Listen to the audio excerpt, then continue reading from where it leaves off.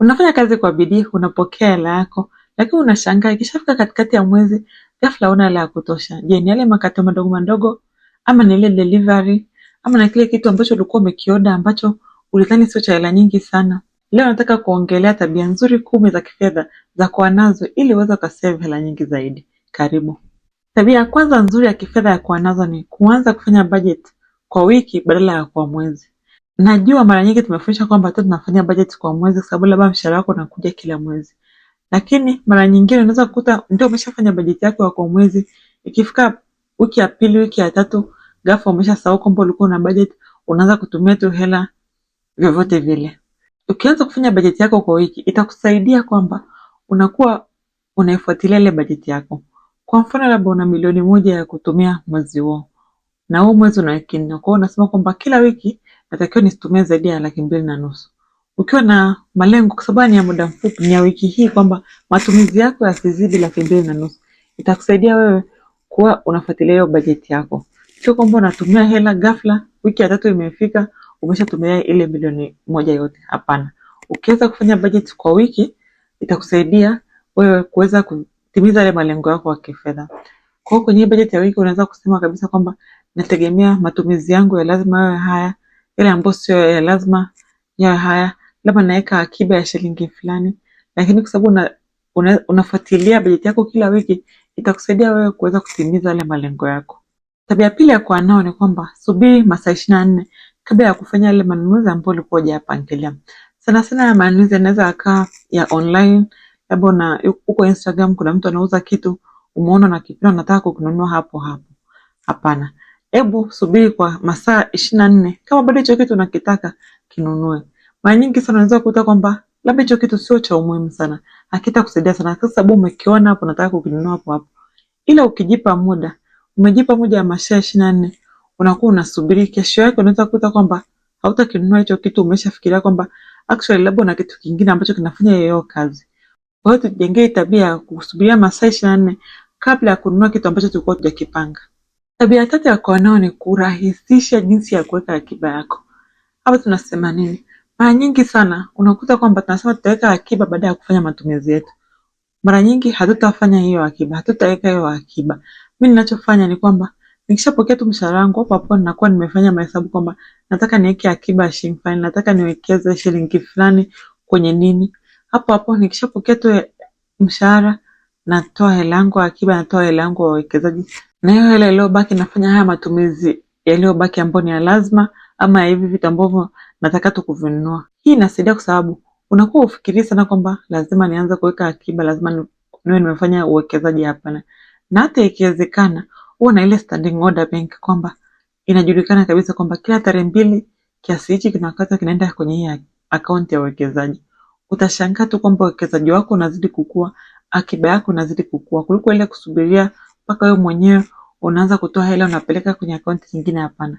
Ikiwezekana fanya transfer, weka standing order bank kwamba unajua kabisa kila tarehe 2, kila tarehe 3 kuna kiasi hichi ambacho kinatumwa kwenye akaunti fulani. Tabia nyingine ya kuwa nao ni kwamba kutofautisha kati ya kitu ambacho ni cha bei rahisi na kitu ambacho ni cha quality nzuri zaidi.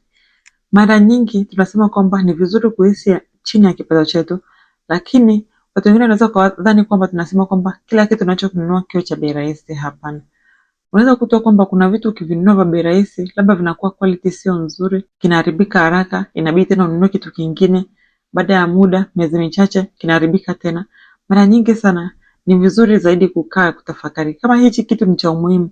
Kwa mfano labda ni mashine labda kutumia jikoni, unajua kabisa kwamba mimi hichi kitu nakihitaji muda mwingi na kitumia sana. Tafuta kitu ambacho ni quality kwa sababu unajua ndio kinaweza kukaa bei ya juu lakini kitakaa muda mrefu na haitanifanya mimi kila muda niwe ninanunua kitu kingine. Na hii itakusaidia wewe kuweza kusave hela kwa sababu haununui hicho kitu mara kwa mara. Kwa hiyo ni muhimu zaidi vile vitu ambavyo ni vya umuhimu ambavyo unavihitaji, ununue vitu ambavyo ni quality ili vikae muda mrefu zaidi. Tabia nyingine nzuri ya kuwa nao ni tengeneza account ambayo sio rahisi sana kuigusa. Hii inaweza ikawa kwa mfano labda account ya akiba benki ama ni fixed deposit bank ambayo kabisa unajua hii kila mwezi labda nakata shilingi fulani inaenda kwenye hii, lakini sio rahisi mimi kwenda kuchukua hizo hela. Hii itakusaidia kufikisha malengo yako ya kifedha kwa sababu unajua kabisa kwamba Kila mwezi kuna uwekezaji unaenda kwenye hii account. Baada ya miezi 6, baada ya mwaka unakati unatafakari, nimeshaweka kiasi hichi, labda nilikuwa nataka kufanya uwekezaji huu, labda nilikuwa nataka kununua dhamana ya serikali, labda nataka kununua hisa. Lakini kwa sababu ulikuwa na account ambapo sio rahisi zaidi wewe kwenda kuchukua hiyo hela, inakusaidia wewe kutimiza yale malengo yako. Kwa hiyo vizuri zaidi kuwa na account ambao sio rahisi wewe kuchukua hiyo hela.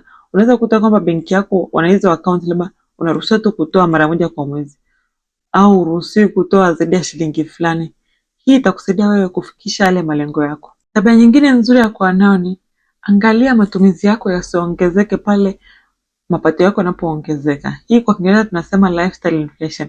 Unaweza kukuta kwamba mapato yako yameongezeka, labda umeongezewa mshahara, ghafla unaenda kupangisha nyumba ambayo ni bei kubwa zaidi, ghafla unataka kununua gari nzuri zaidi, ghafla hata zile sehemu zako za starehe zinabadilika, unaenda sehemu za gharama zaidi. Unashangaa tu kwamba ndio mapato yanaongezeka, lakini wewe uwekezaji wako huongezeki.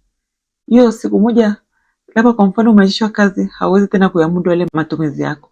Kwa hiyo ni vizuri zaidi kuangalia kwamba matumizi yasiongezeke jinsi mapato yako yanavyoongezeka. Huwa napenda mara nyingi kufanya kwamba, kwa mfano, kwa sababu labda ulikuwa hujapangilia hayo mapato yako kuongezeka, labda ulikuwa unapokea labda mshahara wa milioni moja, sasa hivi milioni 1.5 milioni. Unaweza kuamua kwamba sababu ndio mapato yangu yameongezeka, bado uendelee tu kutumia yale matumizi yako yabaki pale pale, hiyo hela iliyozidi unaanza kuiwekeza. Kwa unakuta kwamba uwekezaji wako unakuwa kwa haraka zaidi. Au kama ukiona kwamba ndio ukiendelea ukiwekeza 500,000 zaidi, labda unajinyima sana, unasema tu kwamba basi matumizi yangu yataongezeka tu kwa 10%, lakini hiyo hela yangu yote inaanza kuenda kwenye uwekezaji. Utashangaa baada ya miaka 2 3 hali yako ya kifedha imebadilika kabisa, kwa sababu uliendelea kuwekeza na ukawa unawekeza kiasi kikubwa zaidi. Tabia nyingine nzuri ya kuwa nayo ni kwamba tumia fedha taslimu kwenye vile vitu ambavyo unajua kabisa huwa unatumia hela nyingi zaidi.